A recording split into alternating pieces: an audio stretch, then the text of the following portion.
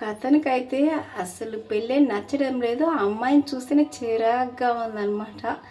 అసలు సంతోషంగానే లేదనమాట ఆ అమ్మాయితో. ఇంకా ఏదో పెళ్ళయింది కదా అనేసి ఇంకా అడ్జస్ట్ అవుతున్నాడనమాట.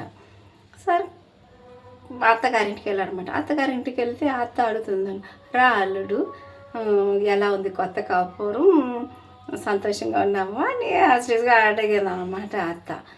ఇంకా అంతే అల్లుడికి పళ్ళు కొరుక్కొని ఇంటికి వెళ్ళాడనమాట. వెళ్ళేసి భార్యతో చెప్తారనమాట. ఏం చెప్తాడంటే, ఈ మధ్య బాగా మీ అమ్మకు వెటకారం ఎక్కువ అయిపోయింది అనేసి, గాయం మీద కారం చల్లినట్లా మాట్లాడుతూ ఉంది అనేసి చెప్తాడనమాట భార్యతో.